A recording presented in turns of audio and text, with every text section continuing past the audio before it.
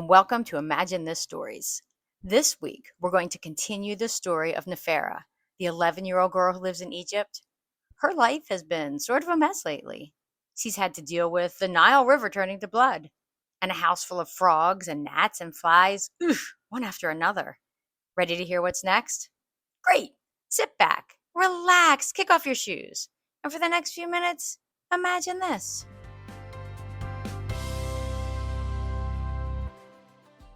Hi, remember me? I'm Nefera. I'm 11 years old, and I live in Pyramesis. That's the heart of Egypt.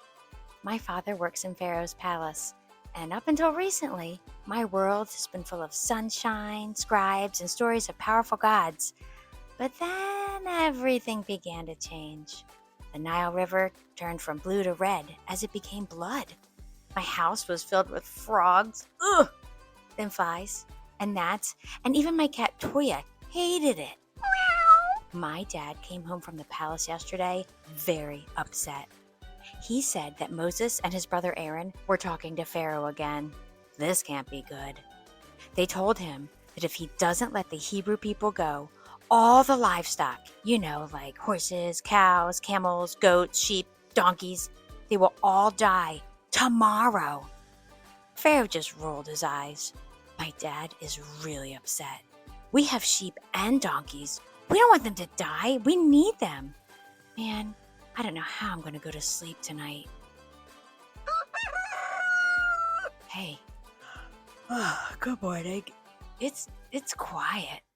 It's too quiet. I don't hear any cows mooing or donkeys braying. Even my sheep are quiet. I better go outside and see what's going on. Oh my word. So many animals have died. There are horses and cows and camels just lying on the ground and in the fields. People are crying. The shopkeepers don't know what they're going to do. One of our neighbors just yelled, "Why is Pharaoh doing this to us? None of the Hebrew animals are dead. How can their God be so strong and yet still be ignored? What are we going to do? When will Pharaoh listen?" Okay, it's been a few days since the animals have died. My dad had to travel to another land to buy some new ones. He could only get one donkey and one sheep. So many people were trying to buy things, When he came home from work today, he didn't look so good. He had some sores on his arm. He said they really hurt. Then my older brother came in and said his arms really hurt, and his legs, and his neck. When I looked at him, I saw that he had sores all over himself. What's going on? My dad hurried off to Pharaoh's palace to see if he could find out. Evidently, Moses and Aaron were back. They had brought some ashes from a furnace and thrown them into the air and told Pharaoh that this is happening because he won't let the Hebrew people go. My dad said that the ashes flew into the air and were causing all the sores on everyone's body. I looked at my foot. It was hurting and itching too. Oh no, I'm getting them too. Even my poor cat Doya has some. My dad carefully wrapped linen around all of my sores. It helped a little bit. This has got to stop. Pharaoh has to start listening.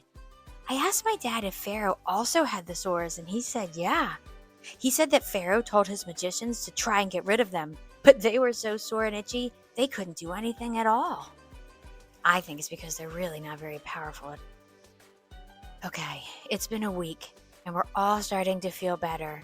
The boils or sores, they're getting better. They're healing. My dad's finally able to go back to work. He said Pharaoh is still too proud to let the people of Israel go. What's that? Dad! Dad? Why are you running? He said, "Quick, get everything into the house. Everything that could break and all our pets. All our new animals need to get into their shelters." Moses and Aaron just left the palace. They told Pharaoh that if he didn't let the people of Israel go, we would see the worst storm we had ever seen. Thunder and rain and hail. Lots and lots of hail. So what's hail? I asked. Big round pieces of ice that fall from the sky, my dad said. They can kill crops and hurt people and animals who are outside. I quickly helped my dad. Just in time. My dad said we've never had a storm this bad. Ever. Never in the whole history of Egypt. Why won't Pharaoh listen? I don't think I'm going to get much sleep tonight.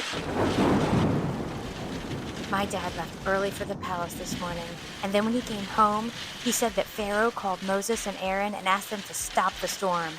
He said he'd really let the people of Israel go this time. He said he'd been wrong. Fingers crossed. He better be telling the truth. So what do you think? Is Pharaoh telling the truth? You better come back next week and find out. Hey, you want to hear something cool? According to the National Weather Service, some hailstones, the big balls of ice, can be up to 8 inches around and weigh 2 pounds each. When they fall from the sky, they can fall as fast as 100 miles per hour. Yikes! That could break a window or put a big hole in your roof.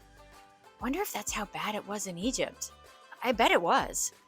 Hey, thank you so much for listening today. I hope you enjoyed today's story. Please share this podcast and come back again next week as we imagine this. Bye.